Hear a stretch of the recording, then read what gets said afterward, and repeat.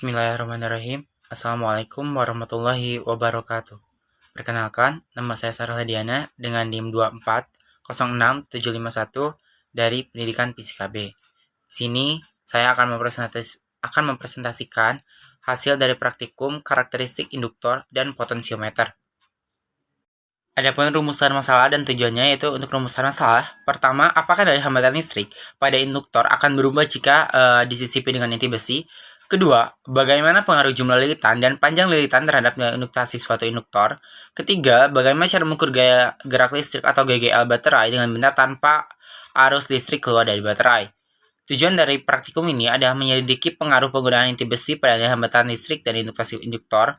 Kedua, mengetahui hubungan antara jumlah lilitan, panjang lilitan, dan nilai induktasi suatu induktor.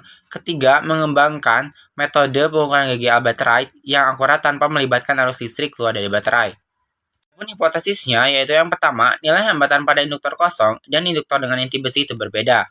Kedua, beda potensial dan GGL pada baterai memiliki nilai yang berbeda. Ketiga, beda potensial listrik dapat diukur dengan voltmeter, namun untuk GGL tidak bisa karena tidak boleh ada arus yang mengalir, serta memerlukan teknik lain seperti potensiometer.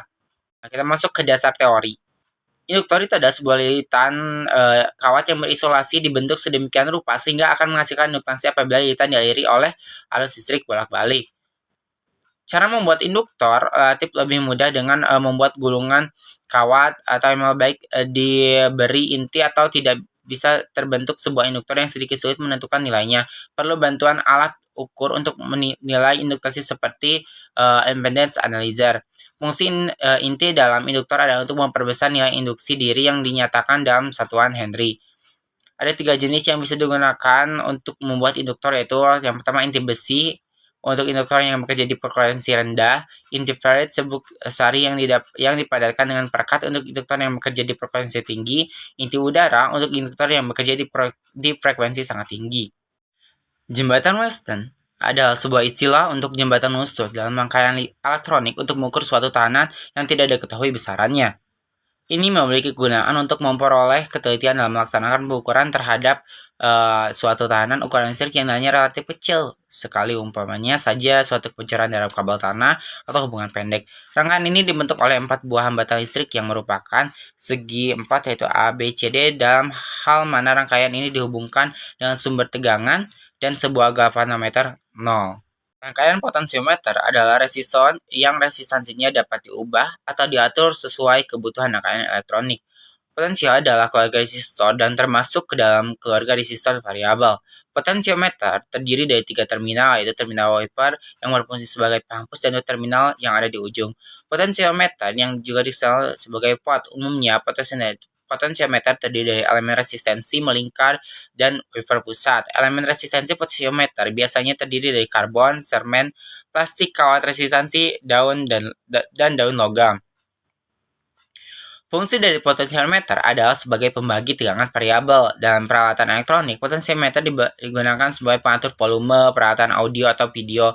Potensiometer juga biasa digunakan dalam berbagai pengaturan peredupan sirkuit atau kontrol tegangan atau arus satu data generator DC.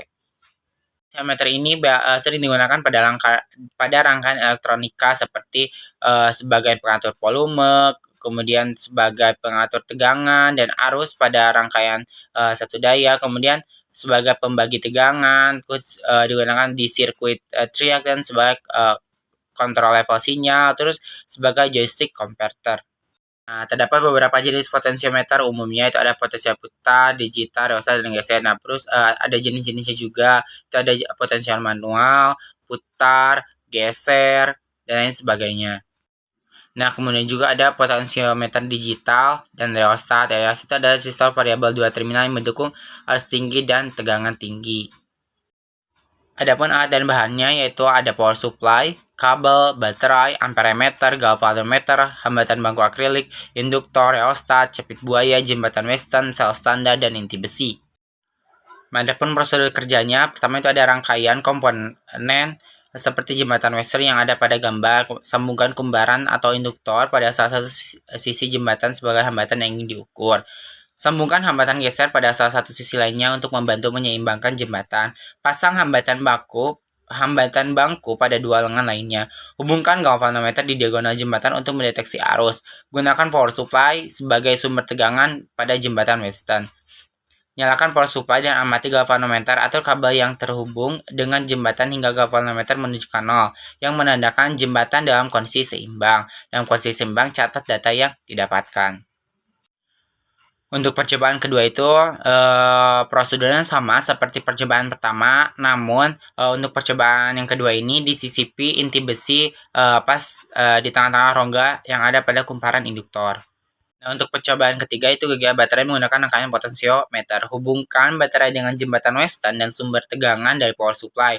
Sambungkan voltmeter untuk memastikan arus tidak mengalir dari baterai saat berukuran. Hubungkan galvanometer pada jembatan Weston atau kabel yang terhubung pada jembatan hingga galvanometer menunjukkan arus 0 yang menunjukkan kondisi seimbang. Catat data yang didapatkan. Nah, selanjutnya mengukur GGA sel standar menggunakan rangkaian potensiometer. Pertama, hubungkan sel standar dengan jembatan Weston dan sumber tegangan. Nah, itu sebenarnya sama seperti percobaan ketiga, namun baterainya itu diganti dengan sel standar. Nah, untuk selanjutnya itu percobaan jembatan Weston tanpa disisipi inti besi. Nah, berikut ada gambar rangkaian serta rumusnya. Di sini untuk variabel bebasnya itu R atau hambatan bangkunya. Ketika hambatan bangkunya 1, maka RL-nya itu sebenarnya 0,6 dan begitu juga seterusnya.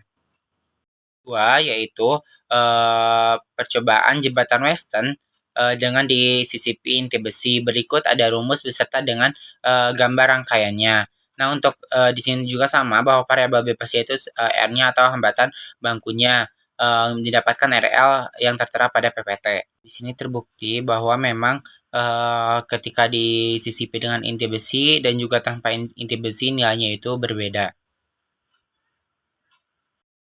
Nah, di sini itu ada percobaan rangkaian potensiometer untuk sel standar yang didapatkan bahwa nilai epsilon 1 itu sebesar 9,2.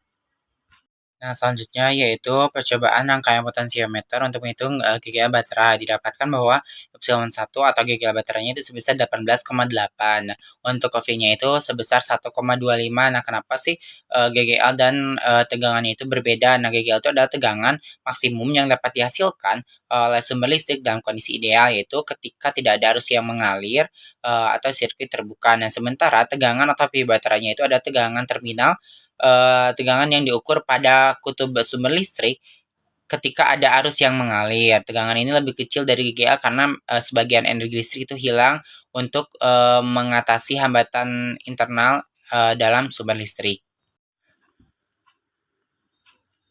Adapun kesimpulan dari hasil praktikum ini bahwa dalam rangkaian RL dengan arus DC, besar hambatan induktor kosong seharusnya sama atau lebih kecil dibandingkan induktor dengan inti besi, karena inti besi tidak meningkatkan resistensi kawat pengantar. Jika hambatan induktor kosong terukur lebih besar, hal ini kemungkinan disebabkan oleh faktor eksternal seperti pengukuran atau tekanan listrik yang tidak sempurna.